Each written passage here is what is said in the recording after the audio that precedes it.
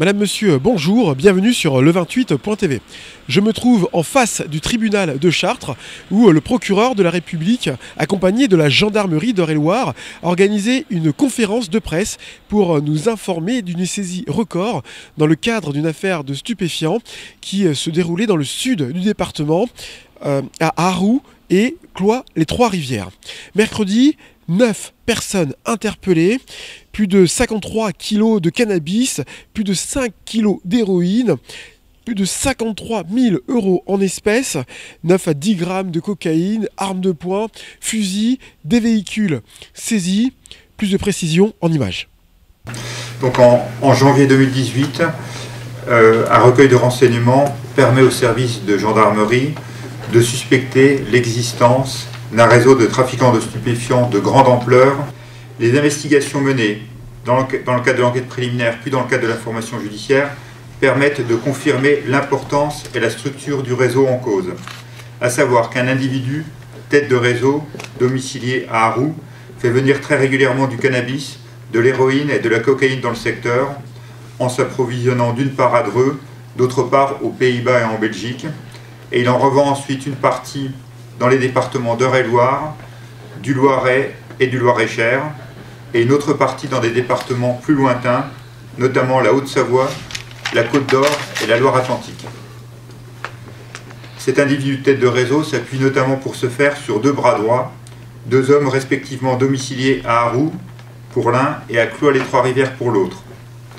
6 autres personnes, dont 2 femmes, apparaissent également être impliquées dans le trafic. Le mercredi 19 septembre, à 4 h du matin, donc la semaine dernière, ayant acquis la certitude qu'une arrivée de produits stupéfiants venait d'avoir lieu, une vaste opération d'interpellation est déclenchée par la gendarmerie sous la direction du magistrat instructeur qui se rend sur place.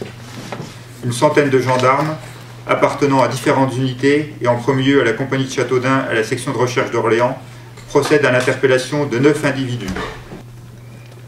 À l'exception d'une des femmes dont le casier judiciaire ne portait trace d'aucune condamnation, tous ces individus ont déjà été condamnés par le passé. Notamment, la tête de réseau l'a déjà été à de multiples reprises, dont 2 fois pour trafic de stupéfiants.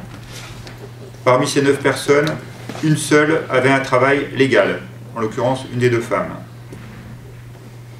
C'est l'une des plus grosses saisies de produits stupéfiants effectuées sur le ressort en zone gendarmerie au cours des dernières années, et le juge d'instruction, avec les enquêteurs, vont continuer leurs investigations dans le cadre de l'information judiciaire qui se poursuit. Comment s'est passée l'interpellation? Est-ce que les personnes ont posé une résistance? La majorité des interpellations ont lieu au domicile des individus. Ils étaient donc dans leur sommeil, il n'y a pas eu de résistance de leur part. Alors cette saisie est effectivement importante, bien plus que ce qu'on avait pu réaliser en juin 2017, qui était notre dernière grosse saisie, où on avait interpellé 11 individus, principalement localisés dans le quartier Beauvoir de Châteaudun, et on avait permis la saisie de 650 grammes d'héroïne, 70 grammes de cocaïne, un peu moins d'1 kilo de résine de cannabis, plus de 30 000 €, 16 véhicules et 3 armes.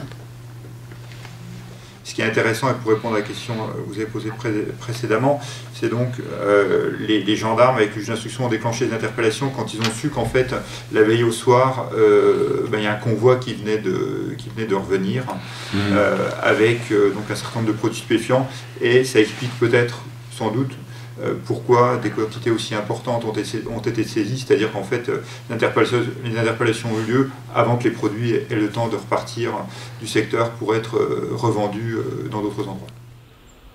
Sur les 9 personnes interpellées, 8 ont été mises en examen. Je vous remercie de nous avoir suivis. Je vous rappelle que l'actualité de votre département d'Eure-et-Loir, vous la retrouvez également sur notre site internet au www.le28.tv. Vous pouvez aussi nous retrouver sur notre page Facebook Télévision Eure-et-Loir. Partagez, likez, commentez l'information. Merci et à bientôt.